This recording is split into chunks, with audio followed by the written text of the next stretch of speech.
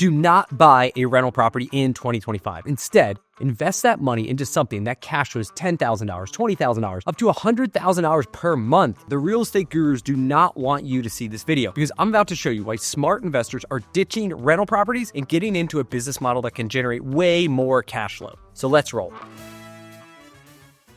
So you've been lied to about rental properties, but not about the passive income, the appreciation, the scalability, or the tax benefits. That's all fine. What you've been lied to is something that's way more important. It's how long it actually takes to get free. Because we all want the same thing, right? Consistent monthly cash flow that's not based on how many hours that we work. Cash flow is what gives you freedom. Everyone tells you that rental properties are the answer. Just buy a few rental properties, collect those checks every month, retire in 5 years. But here's the unfortunate math is that the average rental property cash flows like $400 a month per door, and you would need 25 doors to get to $10,000 a month. How long would it take you to find, negotiate, renovate, lease out 25 doors? It will probably take you years. And by the time that you actually hit $10,000 a month, you probably need more money through inflation, all while working 40 hours a week in your W-2 job, building a business for somebody else. So now in 2025, costs are higher than ever. Interest rates are higher, construction costs, insurance, property taxes. And the problem is that rental rates of what you can charge, they can't keep up, meaning that landlords are getting squeezed, lowering their cash flow on every new property. And now you feel stuck. But the problem is that real estate is not broken. This is working exactly how it's designed. It's designed to protect wealth, not to generate wealth, to protect it. And it's not really designed to generate a ton of cash flow. Instead of waiting 20 years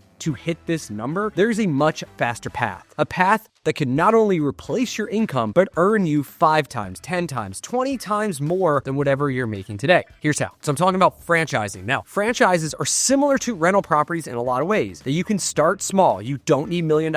I'm not talking about McDonald's and Chick-fil-A and Taco Bell and huge concepts that require a ton of employees. In franchising, there's over 3,000 brands, and you can get into retail. You can get into light QSR, home service, senior care, pet care, B2B services, and more. And by the way, if you're new here, my name is Brian Beers. I own a portfolio of 30 franchises. We do millions of dollars. I help people buy and scale franchises. I also own a bunch of real estate, and I used to have that dream. And so I really know what it's like here. And I try to put out new videos every week. Smash the subscribe button if you want to learn more about building wealth through franchising. I'm going to be your guy to help you. So let's dive into what the math looks like. 50% of franchises cost less than $350,000. So let's say you find one that's even a little bit lower. Let's say it's $250,000 for the unit. Now, a unit in a franchise system could be a single 4-wall box. It could be a territory, but either way, it's about equivalent. The SBA is very friendly to lending to startup franchises and acquisitions for franchising. And so an SBA will lend up to 80% of those startup costs. If it was $250,000, you would need about $50,000 down to get you started. And so you get this thing up, whatever it is. And in year one, let's say you can build it to do $50,000 of cash flow. After you pay all your expenses, your payroll, all your costs, you got $50,000 more in the bank. The idea here is you need to master profitability at a single location. Just like when you're looking at rental properties, you want to get everything down on all your numbers. And then the goal is to start to duplicate, rinse and repeat. Franchises are designed to be scalable. That's what it's supposed to do, right? We have one location, we're making $50,000 out of it. We take that money and we use it as our down payment for that second location. Remember, it costs us $50,000 down? Well, ideally, we can pull that money from our cash flow. Now, by the second year, our first location should be making more money, right? We're more established. We know what we're doing. We have a better team. We got more Google reviews, repeat clients. And so let's say in year 2, our first location makes $100,000 in profit and our second location makes $50,000 again. So now we have 2 locations. Now, this is a huge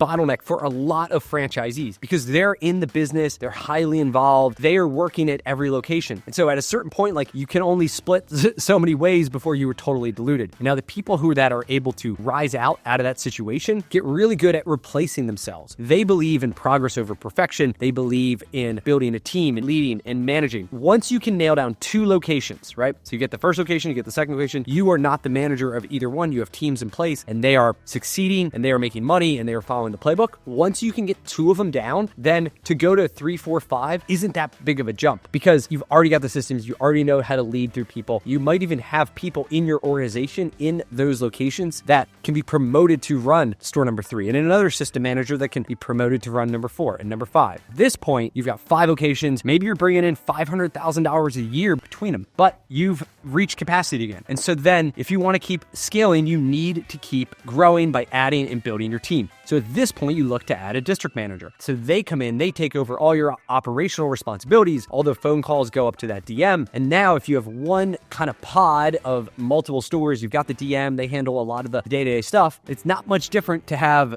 2 pods. So now you can get to 10 stores, right? You start to build your back office, and then you go from 10 stores to 20 stores, and it just keeps growing. This is why some people can build massive, massive companies in franchising, is because you're rinse and repeat. Because the goal here is to systematize everything, and that the franchisor has a proven playbook, right? So instead of starting from scratch, you are starting with a system that works, but you also have the elements that you bring of how to create culture, how to hire great people, how to promote them from within, how to have great compensation plans. So you get the playbook from the franchisor, but then you have your elements of how are you going to make this work? Like, what is your flavor on it? You have built-in support, you have built-in training. There should be a much quicker path to profitability because you're following a system and you're part of community, a very, very high trust community of other franchisors all over the country who are sharing best practices, challenges, ideas. So you are never alone. And that community leads to a lot of inside deals. See, here's the thing. Franchisees, they want to sell to other franchisees. It's easier, it's quicker, it's somebody who already knows the business. There's probably some synergies. Like, I have acquired over 30 locations. Almost all of them were from existing franchisees who knew me, who liked me, who trusted me. And I was able to negotiate some killer win-win deals where they got the amount of money they were looking for. I was able to get really good terms, and it allowed us to build a really big business really quickly. Once you're in the community, once you build those relationships, there is unlimited opportunity for you. But what about the franchise fees, right? Don't they kill your profits, pay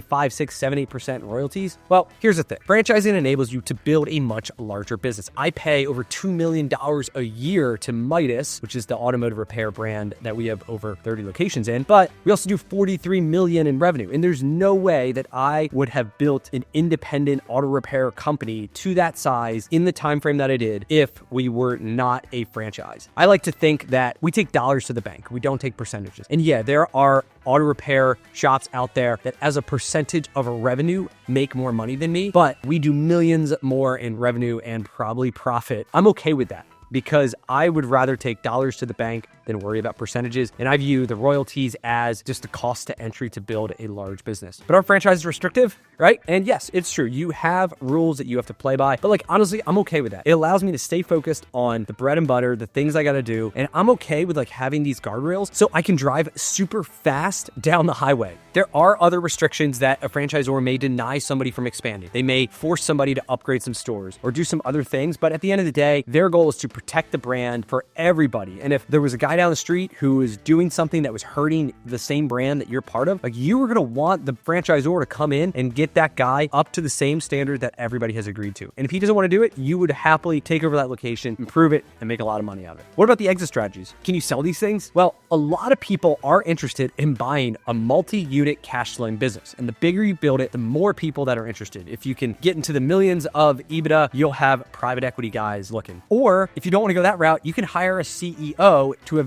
replace yourself and take a more passive role in the business while you work on building the next thing. That's exactly what I did this year. So back into your goal. What are you really looking for when considering to buy a rental property here in 2025? What you really want is freedom. And how you get freedom is by having cash flow. Real estate requires less time. Like, you can keep your job, you can buy the properties, and it works. Like, there's less time that you have to put into real estate to make it happen. No denying that. But it's going to take you much, much longer, 10 years, 20 years possibly, to get to the cash flow number that actually earns you freedom. But I'm really afraid that once you actually get to that number, it's not going to be enough, and then you stay stuck forever. Franchising, on the other stand, and owning any business for that matter, requires a lot more time. Like, it's possible you may need to quit your job and be all in on the business, but like, if that gets you to where you want to be in 6 months, in 12 months, is that worth it? Like, are you willing to do the work to get to where you want to be extremely faster? Franchising is perfect for people who say, just show me how to make money and I will do it. None of this is easy, but it's worth it. It's worth it for the people who want to do the work, they want to build a big business, they want freedom, and are willing to put their head down and grind. If you want to learn more, I help people buy franchises, I help people scale multi-million-dollar franchise businesses. In the description below, I have a free guide about quitting your 9-to-5 and getting into franchising. If there's anything I can do, or if you have any questions, drop them in the comments below, and I'll see you on the next video. Cheers.